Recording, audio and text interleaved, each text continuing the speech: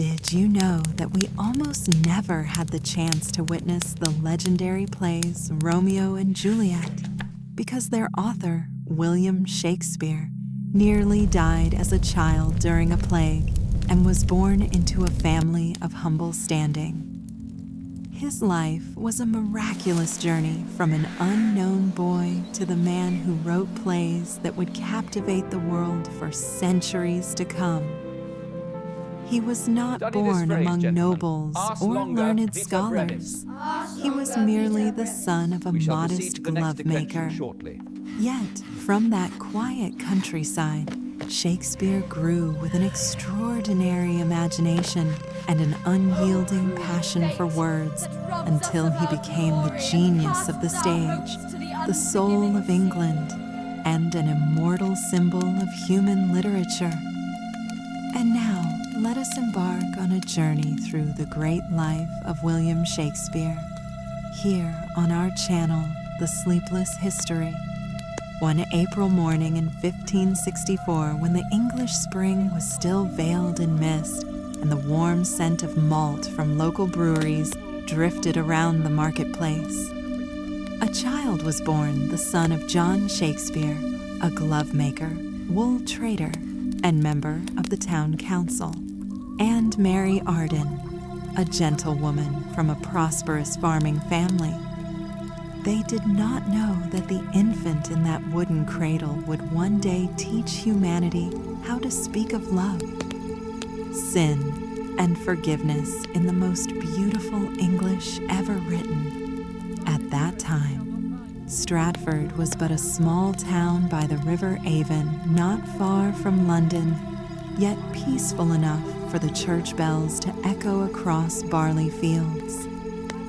The Shakespeare house stood along the main road, where cloth sellers, coal carriers, and craftsmen stopped to share their stories. Perhaps from there, young William, with his blonde hair and bright eyes, learned to listen, to observe, and to remember every tone of speech, every gesture of the human soul. His father, John Shakespeare, was not only a glove-maker, but also a man of ambition.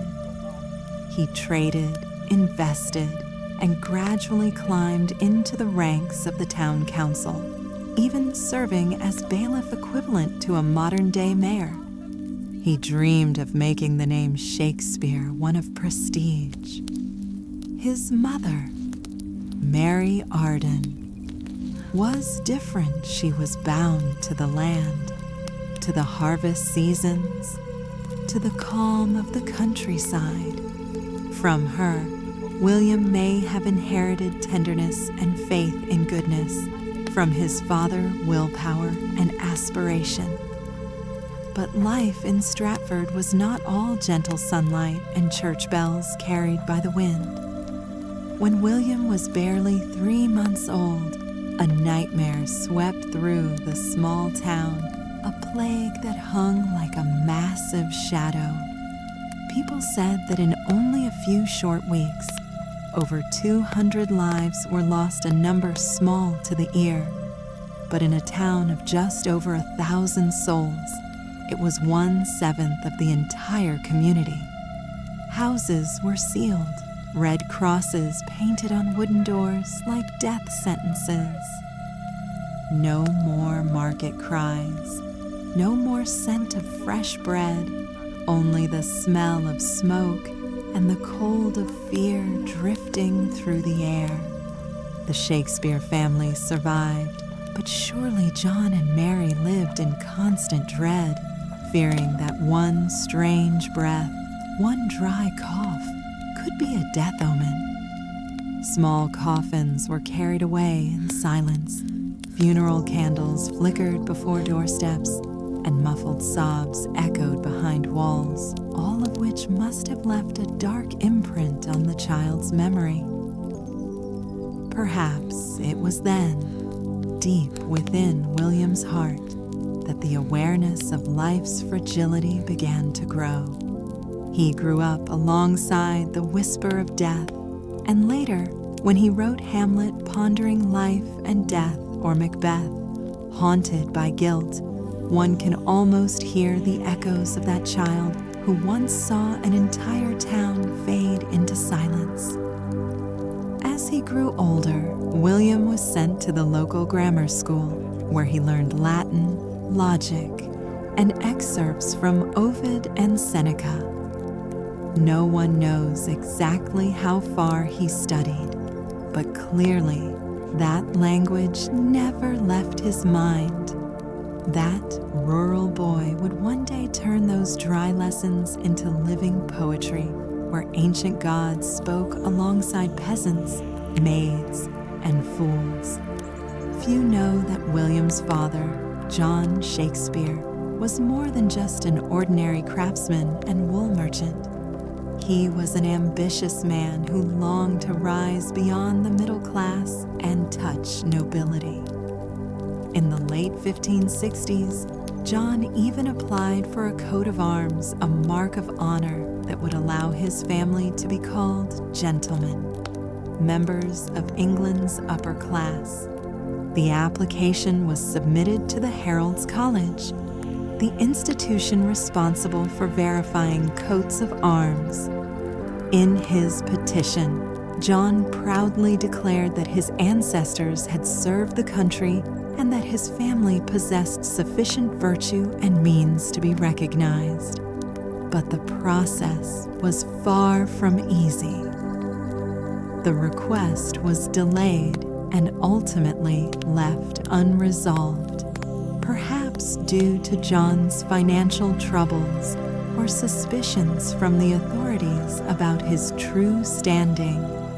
Nevertheless, the attempt itself was bold, a common man in Stratford daring to dream of nobility in a society bound by rigid class lines. This reveals that the Shakespeares were neither poor nor insignificant, as some later assumed. John had served on the town council, even as bailiff, a position of power and respect. The family owned a 2-story timbered house on the main street, conducted active trade, employed servants, and enjoyed education, a symbol of the rising middle class within a feudal world. And perhaps that same pride, that yearning for ascent, seeped into William III, child who grew up watching the fragile boundary between honor and disgrace, between fame and downfall. In his world, ambition was not merely a reward, but a double-edged sword, one that could lift a man high or destroy him. When Shakespeare began writing, that inherited ambition resurfaced in his plays, Macbeth's hunger for power that consumed his soul, Hamlet's struggle with family honor, Coriolanus crushed by pride and contempt for the crowd, deep within his mind. William may have carried the image of his father, John Shakespeare, the man who dreamt of gentility in a small town as the eternal symbol of mankind's tragedy, the desire to rise beyond one's fate, and the inevitable fall that follows. William's childhood passed between two worlds, the serene Stratford and the dreaming mind of a boy who would one day change the world. He may have helped his father scrape sheep hides or dry gloves under the morning sun, but in his head, he was already wandering through the Latin tales of knights and princesses he had studied at school. He listened to the cries of merchants in the market, imitated their voices, and turned them into rhythm, a rhythm that would later blossom into the music of Romeo and Juliet. Historical records tell us that in 1571, John Shakespeare was elected head of the town council, and around that time, when William was about 7, he witnessed the arrival of the first traveling actors in Stratford. In 1568, it was his own father who had signed the permit allowing 2 theater troupes to perform at the Guildhall. Perhaps in that crowded hall, little William sat quietly at the back, watching candlelight reflect off swords and velvet cloaks, hearing the first words of theater echo inside his heart. It was a small spark, but one that would ignite the entire world of drama. Few people realized that in 16th century Latin, Shakespeare could mean he who shakes a spear, Shakespeare, a name almost prophetic. The boy was not born to wield a sword, but a pen, a weapon that would make kings, beggars, lovers, and traitors all look into their own souls. As childhood drew to a close, William had memorized the myths of ancient gods and listened long enough to the voices of the marketplace to know that life was not only poetry, but also struggle and pain. No one knew where he would go or what he would become, but everything seemed to be quietly guiding him toward another beginning, the blazing stage of London. By the 1570s, Stratford began to change. The once prosperous riverside town, lively with merchants and craftsmen, now fell into hardship under heavy taxes and failed harvests. The Shakespeare family, once among the most respectable on Henley Street, faced decline. John Shakespeare fell into debt, was forced to sell property, and even stopped attending council meetings. The coat of arms he had once dreamed of became only a memory. At that time, young William was on the verge of adulthood, likely finished with grammar school. History falls silent about him in those years. No records, no documents, only legends and guesses. Yet in that silence, one can sense the awakening of a great mind, a sensitive spirit standing between 2 worlds, that of the laborer and the intellectual. Perhaps William helped his father trade wool and leather, or worked as a clerk for landowners in Warwickshire. Some scholars believe he served as a tutor for a wealthy family. His mastery of Latin would have allowed it. But there is another, bolder tale that William was caught poaching deer on the estate of Sir Thomas Lucy of Charlecote. If true, that reckless act may have forced him to flee Stratford, the beginning of a destiny that would lead him to London. No one can confirm it, yet it reveals something essential. The young man possessed a restless energy, even daring to escape the confines of his small-town life. Before leaving, William left behind a mark that would change his personal story forever. Marriage. In 1582, at the age of 18, he married Anne Hathaway, a woman 8 years older than him, from the nearby village of Shottery. Their wedding was arranged in haste. The marriage license was granted after just 1 day, with a curious note allowing them to announce the banns only once instead of the customary 3 times. 6 months later, their first daughter, Susanna, was born. 2 years later came the twins, Hamlet and Judith. The baptismal records in Holy Trinity Church remain the few surviving traces of this period, a time when William was both a young father and a dreamer who had not yet found his path. What drove him to leave Stratford? Perhaps financial pressure, perhaps the burning desire to see beyond the narrow streets of his hometown. London, at that time, was the beating heart of Elizabethan England. His childhood passed between 2 worlds, the peaceful Stratford and the dream-filled William. He might have helped his father scrape sheepskin and stretch gloves, yet in his mind he wandered among the Latin knights and princesses from his school books. He listened to the cries of merchants at the marketplace, mimicked their voices, and turned them into rhythm, the rhythm that would later pulse through Romeo and Juliet.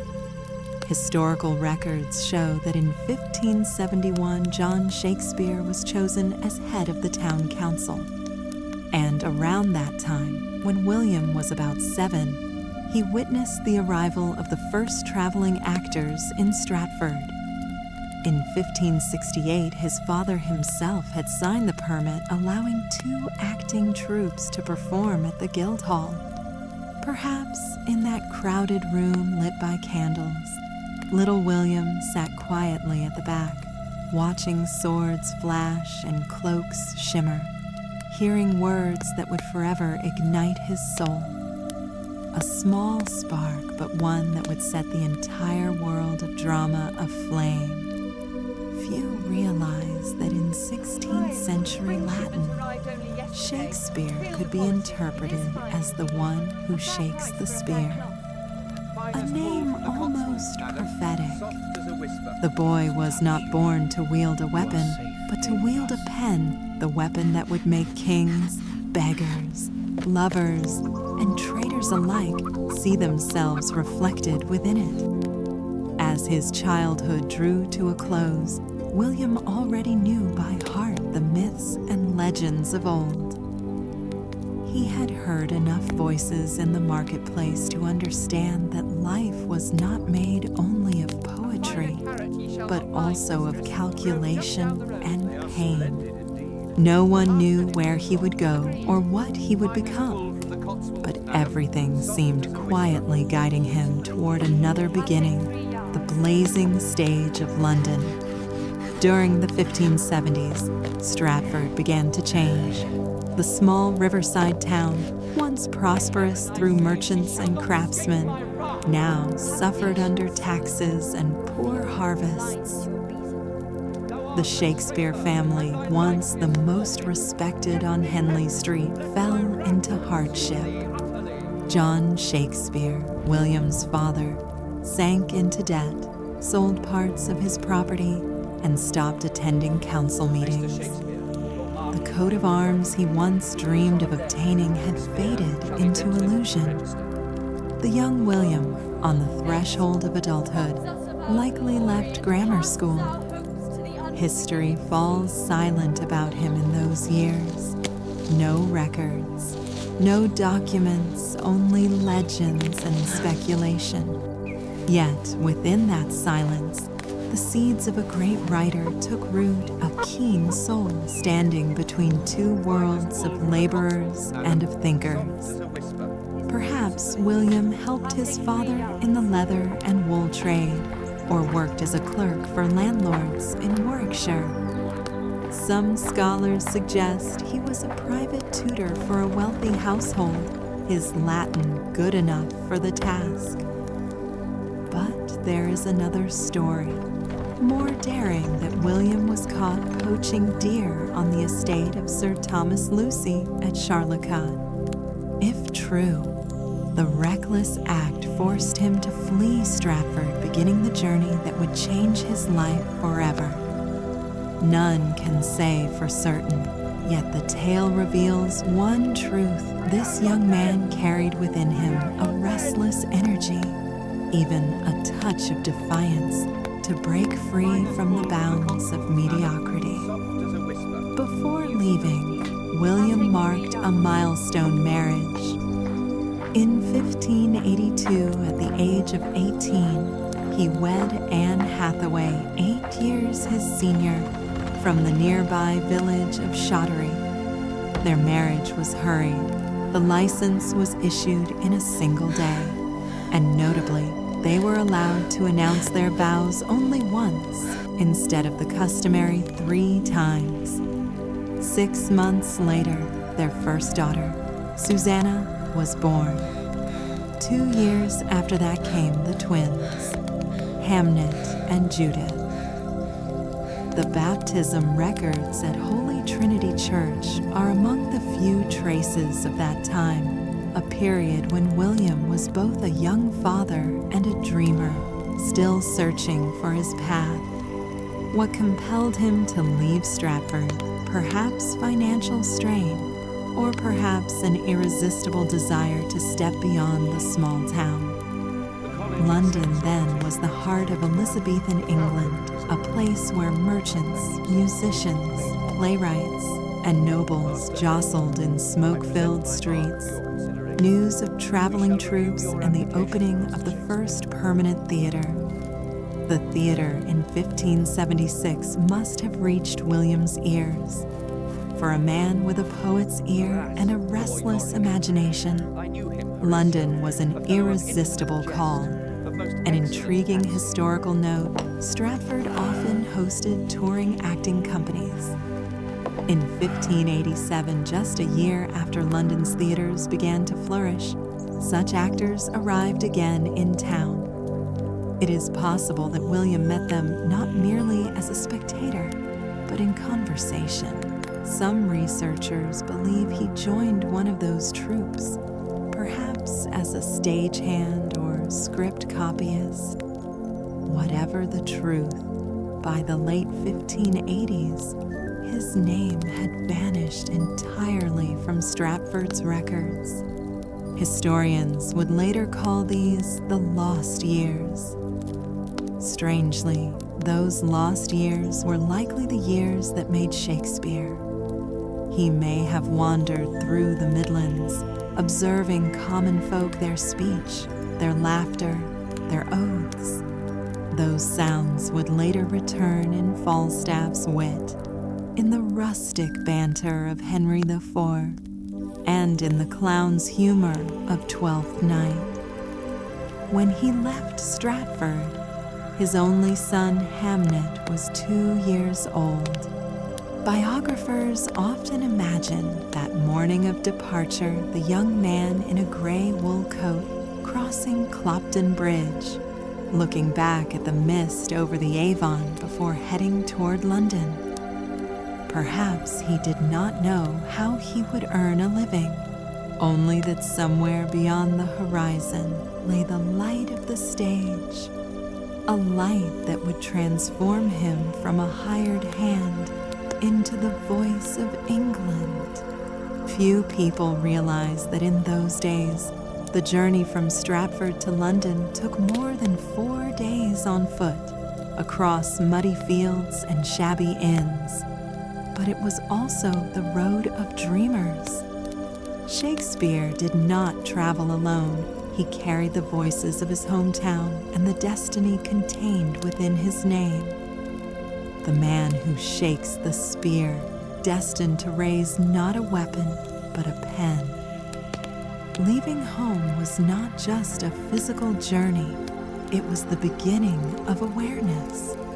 The boy from Stratford became a traveler, carrying 3 things no one could take away: love, memory, and the longing to tell stories.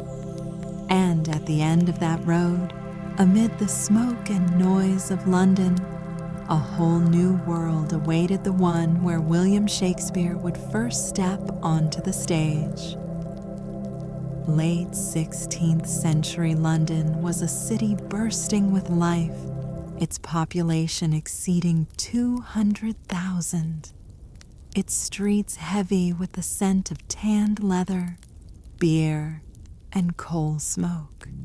Among the taverns along the Thames and the lively markets of Bankside, the art of drama was awakening. Round wooden theaters such as the Theatre, the Curtain, and later the Rose rose one after another, drawing both nobles and commoners alike.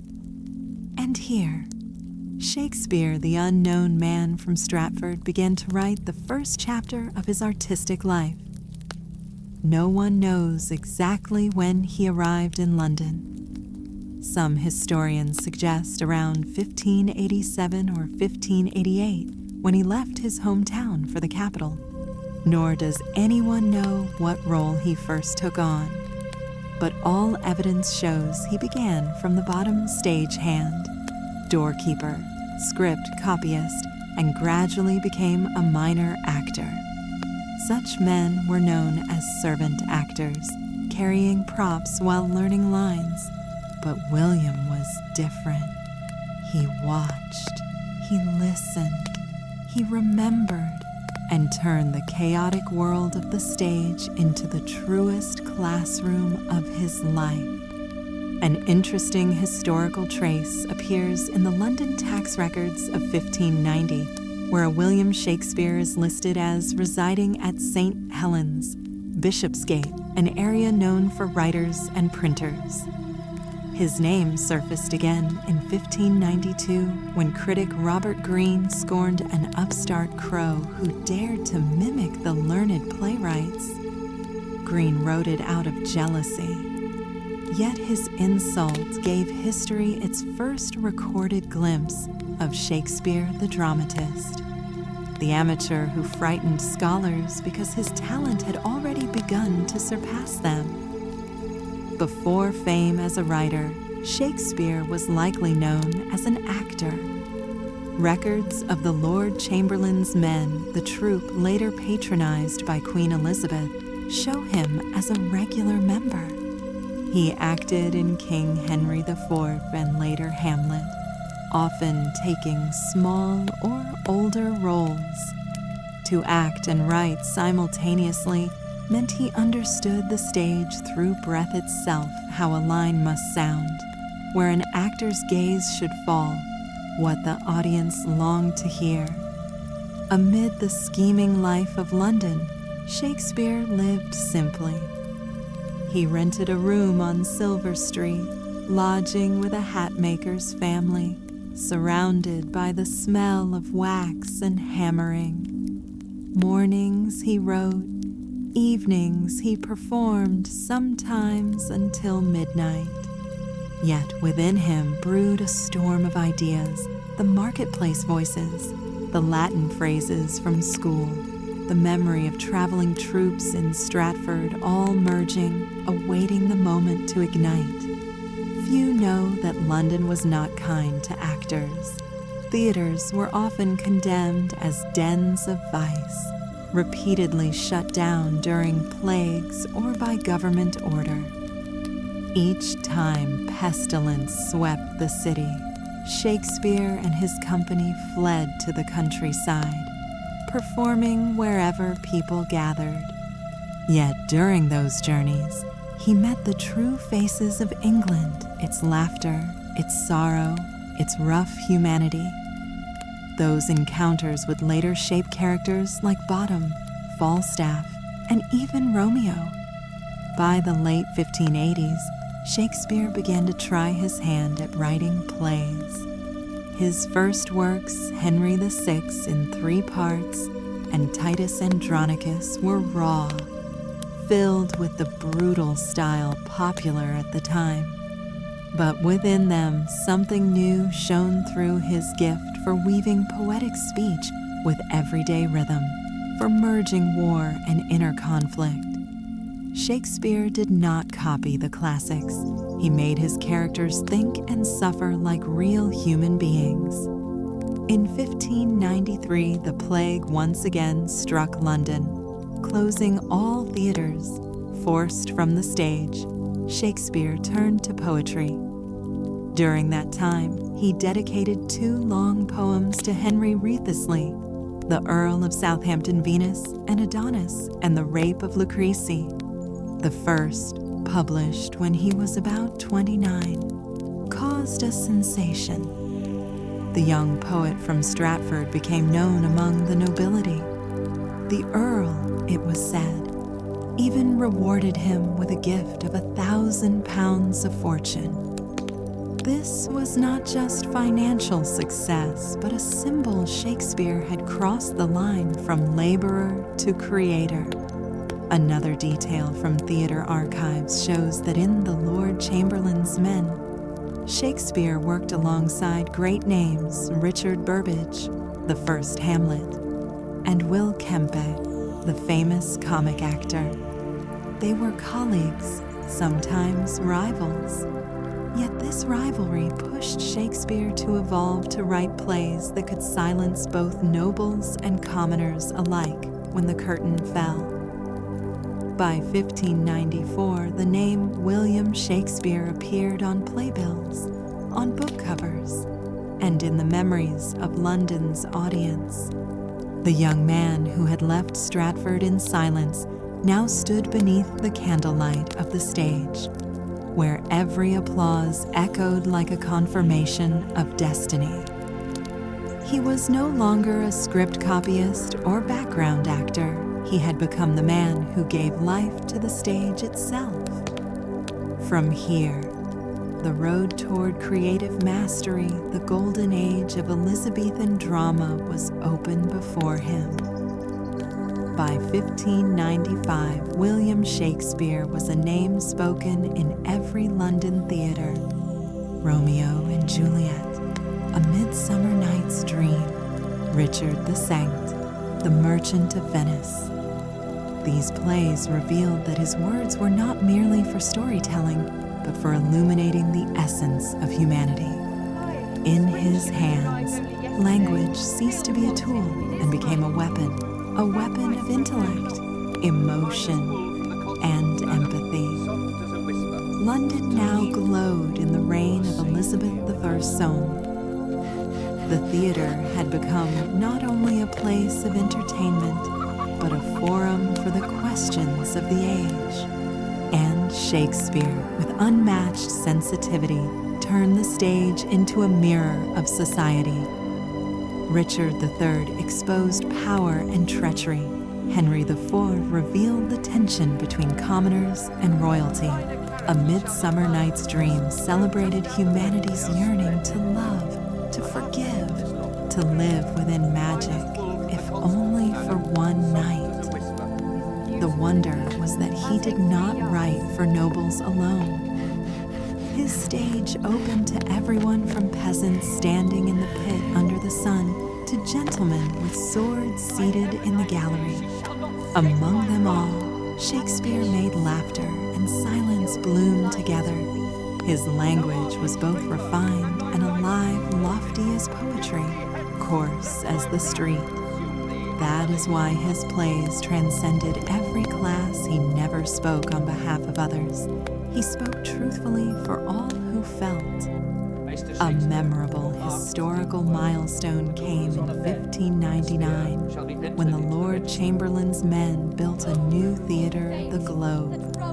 Shakespeare himself was among its founding shareholders, owning about 12.5%. It marked a turning point in both art and fortune. The Globe became his home there. Julius Caesar premiered with drums thundering and questions of loyalty shaking the air. There, for the first time, a character asked, "What is a man from the globe?" Shakespeare would write his greatest masterpieces, and London would become the heart of the world's drama. Not everyone loved him, of course. Fellow playwrights Greene, Marlowe, Ben Jonson admired and envied him in equal measure. Jonson once mocked him for writing too naturally, but later confessed Shakespeare was not of an age, but for all time. Their rivalry was, paradoxically, the forge of mutual greatness. It was Jonson, after all, who later edited the first folio in 1623, preserving Shakespeare's legacy for eternity. Despite fame, Shakespeare lived modestly. He avoided lavish banquets and politics, choosing instead to care for his family in Stratford, sending money home, buying land, and investing in property. Perhaps, deep down, he remained the boy from the small town by the Avon, the one who never forgot where he came from. Another lesser-known Back City tax records show Shakespeare occasionally paid late and was even sued for small debts. Such details make him more human a genius who also worried about rent and coin. Yet however humble his daily life, the world within his plays stretched infinitely. The 1590s were years of unstoppable creation. After Romeo and Juliet, he wrote Much Ado About Nothing and Twelfth Night comedies, both tender and wise. In them, love was no longer tragedy, but a dance between reason and heart. It seemed Shakespeare had learned that sorrow gains meaning only when followed by laughter.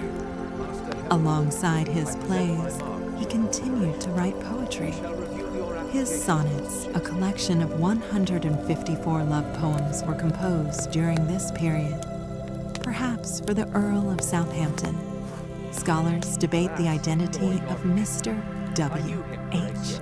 in the 1609 edition, but what matters is not who he was, but how Shakespeare wrote of love not perfect, not eternal, but beautiful because it was true. He transformed the rigid sonnet form into the intimate whisper of a living heart. Another curious fact printers of the time often published plays without the author's consent. Many early quartos of Shakespeare's works were corrupted, shortened, or altered. Yet audiences did not care they came to feel, to live within the worlds he built. And each time the curtain fell, they knew they had seen a reflection of themselves. By the end of the 16th century, Shakespeare was no longer the new man. He was the soul of the globe, respected as Master Shakespeare. Yet he did not rest. Having conquered success, he turned inward toward deeper questions, the loneliness of kings, the ambiguity of fate, the timeless question, can man truly know himself? The stage had become a temple and words his sword. In an age where power was measured by land and gold, Shakespeare chose language to define eternity. At the dawn of the 17th century, Shakespeare stood at the height of glory. He was a principal shareholder of the Globe Theatre, one of the most sought-after playwrights in London, and a man admired by both Queen Elizabeth and her successor, King James III. His plays Hamlet, Julius Caesar, Twelfth Night, As You Like It had turned the stage into a mirror of the human soul. Yet, as the light of triumph blazed brightest, the wind began to shift. In March 1603, Queen Elizabeth of War died, ending an era Shakespeare had helped illuminate. Her successor, James III, loved the arts but presided over a nation troubled by political and religious tensions. Theaters remained open. Shakespeare's troupe now bore a new title, The King's Men, but the spirit of the time had changed. The joy and sparkle of A Midsummer Night's Dream and Much Ado About Nothing gave way to shadows, to deeper questions, to the darkness of tragedy. It was in this atmosphere that Shakespeare wrote Hamlet, a play that shook the very foundations of English thought. From its opening lines, audiences faced not kings or heroes, but a young prince torn between life and death, truth and illusion. To be or not to be, that question was not mere philosophy. It was the voice of an age. In plague-stricken London, haunted by uncertainty, people heard Hamlet's soliloquy and saw themselves reflected within it. Shakespeare was no longer merely telling stories. He was illuminating the human mind itself. A lesser-known record from 1603 lists Shakespeare as a long-standing member of the King's Men, alongside renowned actors like Richard Burbage. He wrote not just for them, but with them in mind, crafting roles tailor-made for Burbage Hamlet, Othello, Lear. That bond between writer and actor gave his lines their pulse words that sounded not like literature, but like living breath. Yet even as fame surrounded him, his life was touched by sorrow. In 1601, his father, John Shakespeare, died. The loss, quiet but deep, seemed to echo through his work. And many believe Hamlet was written as a farewell to his father. In Shakespeare's plays, father figures are always powerful yet fragile, from King Lear to Polonius, each a meditation on the mystery of love and authority. Behind every tragedy, one senses a son trying to understand the man who gave him life. Then, in 1607 came another blow. His daughter Susanna married, but soon after, his only son, Hamnet, died at the age of 11. Though few records exist, the grief must have been unbearable. The boy's name, Hamnet, so close to Hamlet, feels like fate whispering. Perhaps within the Danish prince's anguish, we hear the hidden sobs of a father mourning his child. By then, Shakespeare was around 40 a time when a man begins to look inward. He wrote Othello, King Lear, and Macbeth, his three greatest tragedies. In Othello, he explored jealousy and the betrayal of trust. In Lear, the ruin of love between father and child. In Macbeth, the horror of ambition and guilt. These were no longer plays for amusement. They were spiritual trials. His language grew denser, his tone darker, his images fever bright, as if drawn from dreams and nightmares alike. A historical note: in 1608, his company acquired the Blackfriars Theatre, a private indoor stage serving noble audiences. Shakespeare invested heavily and reaped great profit. Yet within that candlelit luxury, he wrote of decay and despair, souls corroded, dreams shattered. People said Shakespeare had seen what his age could not yet grasp, that the greatest tragedies are not born of wars, but of the human heart itself. At one point, he was accused of stealing plots, for many of his plays drew upon Italian, French, or English chronicles. But instead of imitation, he performed transfiguration. If the old tales were bones, Shakespeare breathed into them a living soul. Romeo and Juliet, once a simple tale of doomed lovers, became under his hand a symphony of youth, fate, and defiance. And amid all this acclaim, he remained humble. His friend and rival Ben Jonson recalled that Shakespeare never spoke ill of others, but always smiled gently. The man who could write of murder, treachery, and madness in his art, avoided quarrels in life. Perhaps he knew that the darkness of envy and hatred already lived enough within his plays.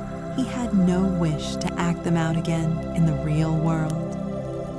When King Lear premiered in the winter of 1606, the audience fell silent. A mad old king lost in a storm, calling for his daughters in despair, and Shakespeare, who wrote it, stood himself at the storm's center of his life. It was the meeting point of his highest glory and his deepest sorrow. He had proven that words were not only weapons, but the means by which humans endure loss without breaking. But the storm had not yet passed.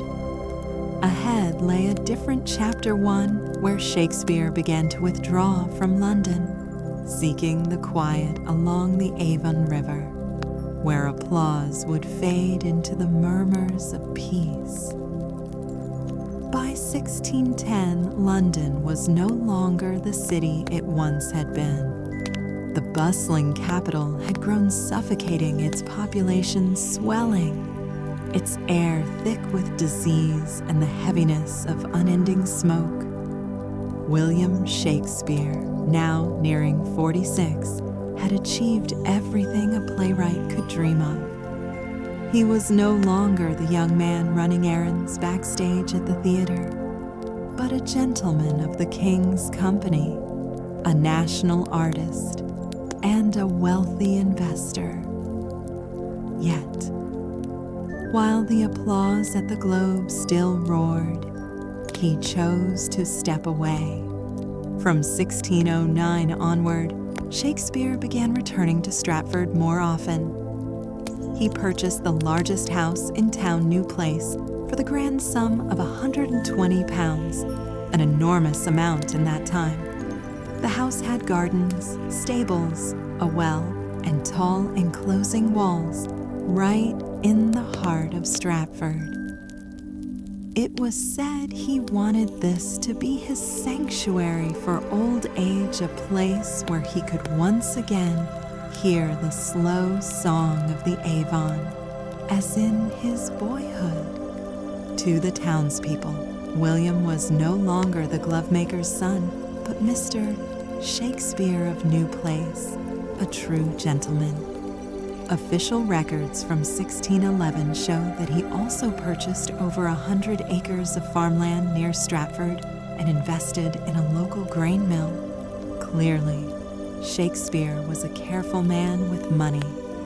He knew that fame was fleeting, but land was lasting.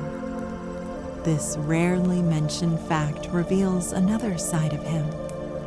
The greatest dramatist of England was also a shrewd investor. Yet behind the calm of prosperity lay growing solitude. London, the city of his youth, his sweat, and his dreams was slipping away. His actor friends, like Richard Burbage and Ben Jonson, remained on stage, but Shakespeare's name appeared less and less in performance records. He wrote less, perhaps out of weariness, or perhaps because he had already said all he needed to say. Instead of tragedy, he turned to gentler tales, The Tempest, a play of forgiveness and wonder, his final farewell to the theater. We are such stuff as dreams are made on. Strangely enough, during this period of retreat, Shakespeare's tone softened. His later works, Cymbeline, The Winter's Tale, and The Tempest, were no longer blazing with the fury of Hamlet or Macbeth, but instead glowed with the warmth of reconciliation. In The Tempest, the sorcerer Prospero gives up his magic, forgives his enemies, and vanishes from the stage. It was widely seen as Shakespeare's own reflection, a magician of words laying down his wand. A little-known detail even after returning to Stratford. Shakespeare was not entirely withdrawn. He still appeared in legal records concerning land and taxes, often representing his family's interests. In one 1612 document, he is formally called gentleman, a title his father once longed for but never attained. John Shakespeare's dream had finally been fulfilled by his son. During these years, William also devoted himself to family life.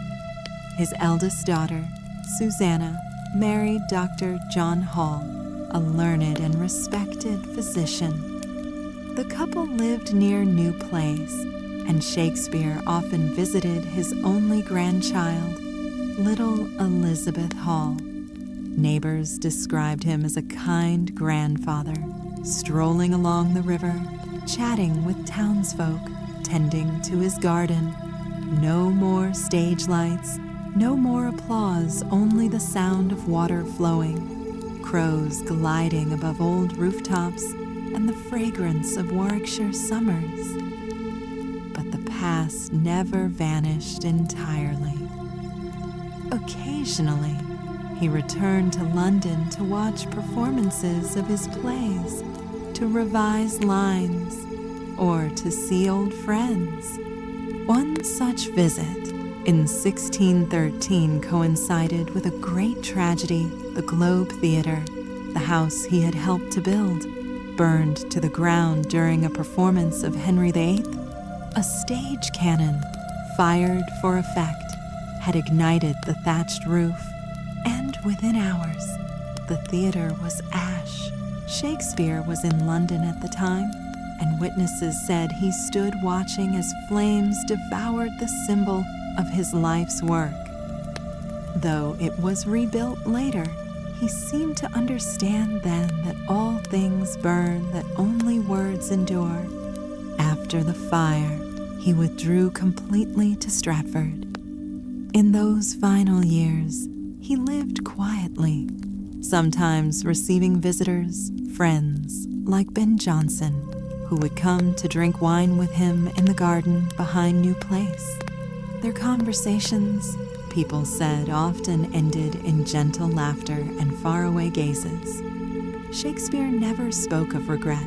He only murmured, "Everyone has his role, and mine, perhaps, is done."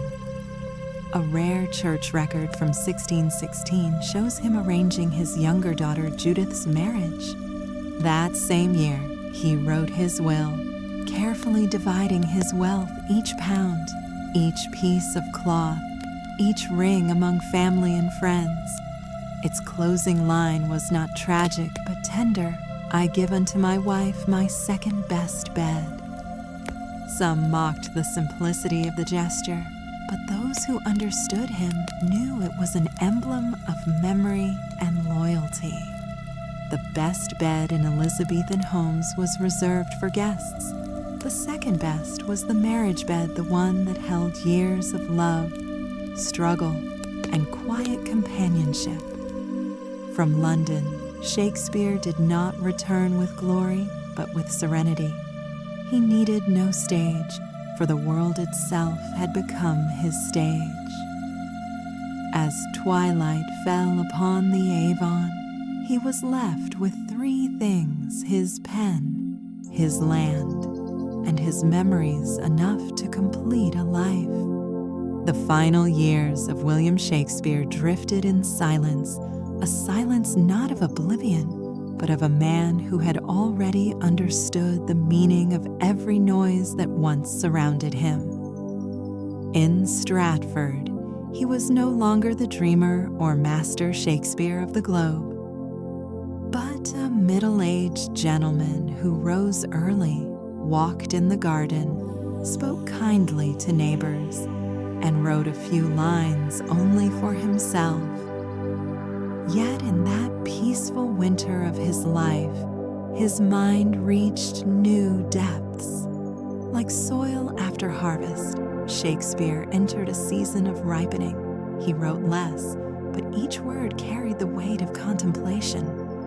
The Tempest, composed around 1610-1611, stands as the purest example, his final play written entirely alone. Prospero, the wizard who abandons his power, forgives his foes, and leaves the stage saying, "Now I'll break my staff," seems to speak for Shakespeare himself, bidding farewell to London, to the theater, and to his own artistic self.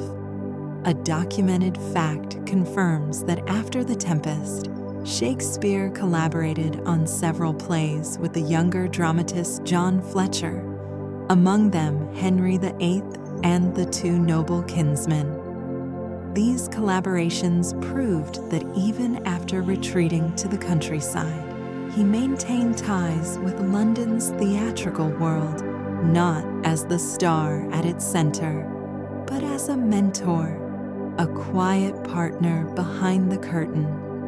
Fletcher was nearly 20 years his junior, and their partnership felt like a passing of the torch, the master guiding the new generation that would carry English theater forward. During snowy Stratford winters, Shakespeare was often seen sitting by the second-floor window of New Place, gazing out at the garden where his daughter and granddaughter played.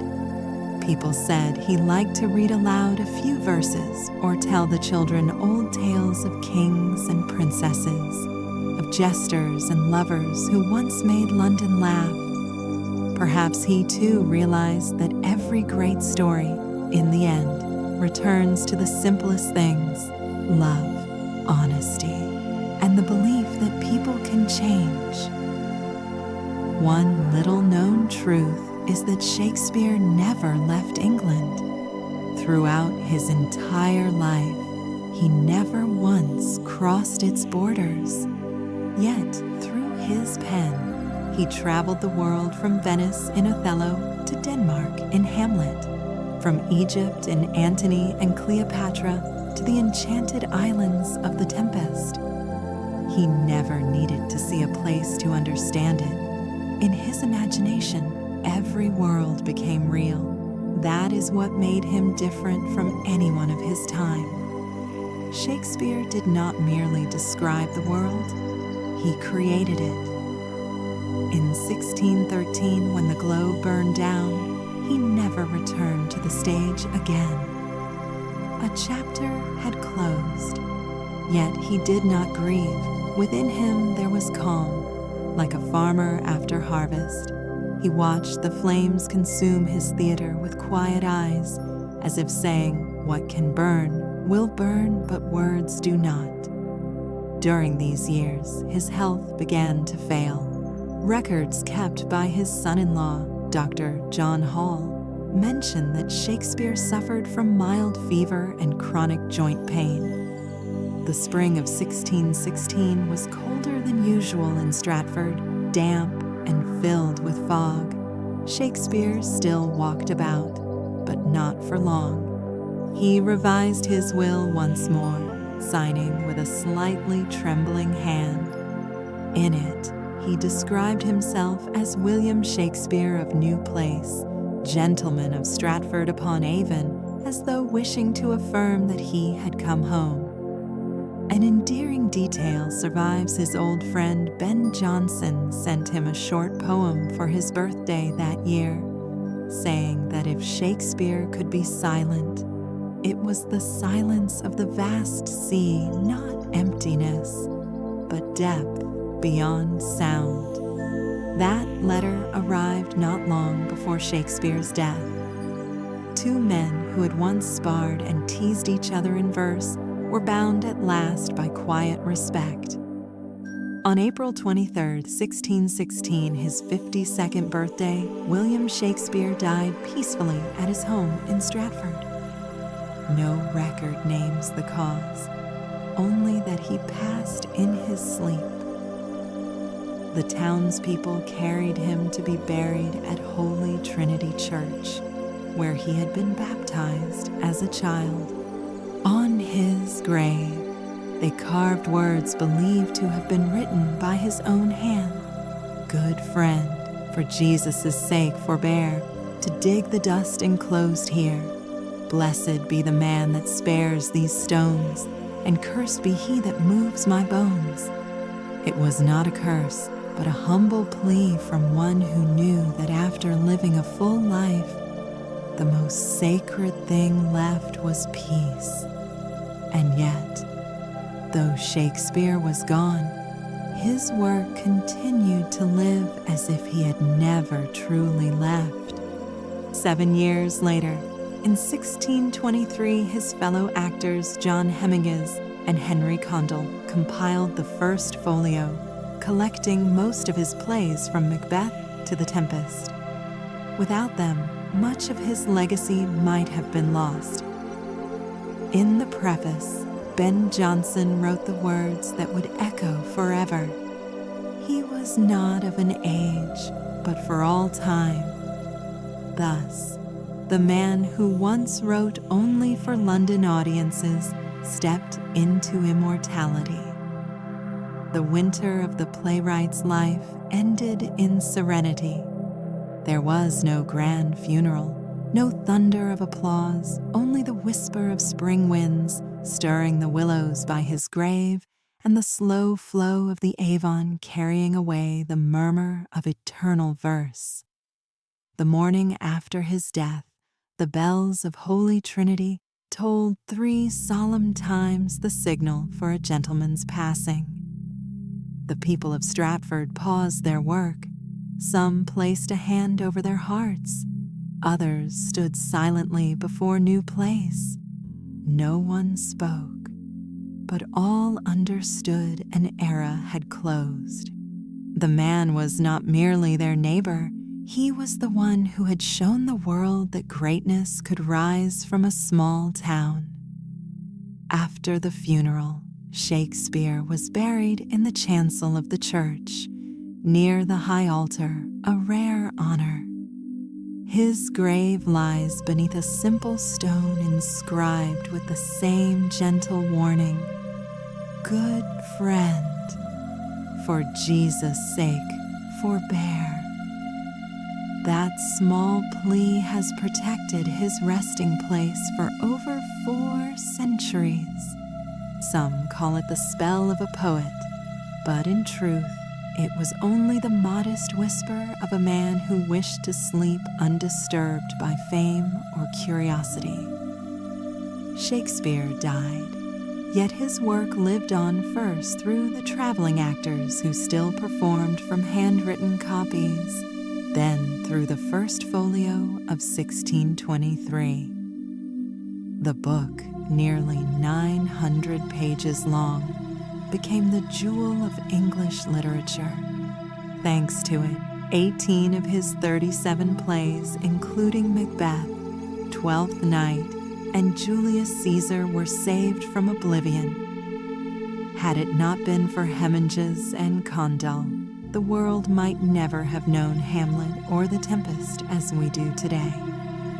Historical records show that only about 750 copies of the first folio were printed, and fewer than 250 survive today.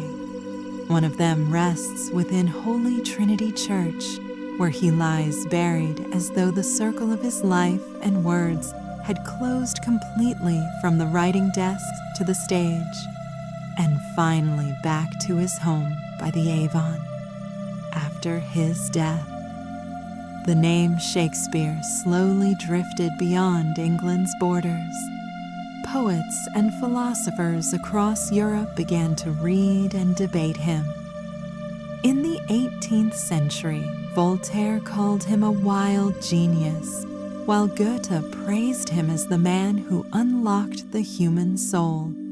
By the 19th century, statues of him rose in London, New York, and Berlin. By the 20th, scholars found not merely tragedy in his plays, but a map of human psychology itself, from Hamlet to King Lear, from Romeo and Juliet to Othello. Every play reflected the beating heart of humankind, and that heart, no matter the century, still throbbed to his rhythm. A curious fact often forgotten for more than 200 years after his death: no one truly knew what he had looked like. The only authenticated portrait was the engraving printed in the first folio, drawn by Martin Droeshout 7 years after Shakespeare's death. And yet, with only that image, those deep eyes, closed lips, and wide, thoughtful forehead, millions have imagined him, loved him, and even seen themselves in him. For Shakespeare was not just one man. He was the symbol of humanity's infinite imagination. His influence reached far beyond the stage. The English language itself was transformed by him.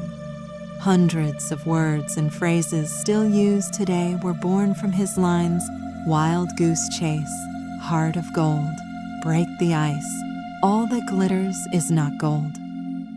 He not only wrote immortal dialogue, he reshaped how people spoke and thought. When we say, "The world's my oyster," or "To thine own self be true," we are repeating his echoes, often without knowing it. In Stratford, New Place, his final home was later torn down, leaving only its garden. Yet every year, millions still come to that quiet plot, standing amid its emptiness and imagining him sitting beneath a pear tree, writing the closing lines of The Tempest. The Avon still flows softly as it did centuries ago. Some say that on gentle afternoons, if you stand near his grave, you can almost hear a whisper, not of mourning, but of verse, murmuring eternally. The truth is, Shakespeare never truly departed. Each time we read a line from Hamlet, laugh at a fool's jest in Twelfth Night, or sigh at fate in Romeo and Juliet, he is present in our language, our feelings, our very way of seeing the world. He taught humanity that tragedy and comedy are only a breath apart, that love can make mortals immortal, and that words, if sincere enough, can outlive any flesh. When night falls over Stratford, the church bells still ring. No one knows whether they toll in remembrance or celebration, for with Shakespeare, the two are the same. People do not mourn him as one mourns the dead. They revere him as one honors a flame still burning, still warming, still casting light upon those who follow. More than 400 years have passed, and the world has yet to find another like him. But perhaps Shakespeare never wished for a successor. He only wanted that every person, king or jester, lover or outcast, might look upon their own life and say, "I too am part of this play." Now, as the final lantern fades upon the stage, we are left with the whisper of wind across old rooftops and the shadow of a poet long gone. William Shakespeare, the boy who once ran along the Avon's bank, the young man who left home with empty hands, the artist who made England weep and the world laugh, ended his story not with applause, but with silence. Yet in that silence, his words still resound. The characters he created, Juliet and Hamlet, kings and fools, still speak to us, reminding us that every human heart holds the power to love, to forgive, to dream. When we read him, we read ourselves. When we hear him, we hear the heartbeat of humanity. Perhaps Shakespeare never believed himself a legend. He was simply a storyteller, one who trusted that if a story were told with truth, it would never die. And indeed, more than 4 centuries later, the light from his pen still burns undimmed. So when night descends and we softly whisper his name, William Shakespeare know that somewhere beyond time, a man is smiling, setting down his quill, and quietly saying, "The world is a stage, and we are merely players continuing the play." And so ends the story of William Shakespeare, the dreamer from Stratford, who changed the fate of words themselves. His life began beside a quiet river, among merchants, craftsmen, and the humble rhythm of a provincial town. Yet within that silence, a voice grew, one that would later echo through every language, every century, every corner of the human soul. He was not born into power or privilege. He had no noble title, no army, no throne. His only weapon was the quill, his only kingdom, the stage, and with them, he conquered time. Kings and beggars, lovers and fools all found their truth in his words. 400 years have passed, but his voice still whispers beneath the curtain, between the pages, within us. Every time the lights dim and an actor takes the stage, every time someone reads a sonnet aloud in the quiet of night, Shakespeare breathes again, not through marble statues or grand monuments, but through the living pulse of his stories, the laughter of a midsummer night's dream, the heartbreak of Romeo and Juliet, the questions that never end in Hamlet. Perhaps that is why his tale still feels unfinished. Shakespeare never wanted to end his story. He wanted it to go on through us. Each person who loves, who dreams, who forgives, continues his play. The curtain never truly falls.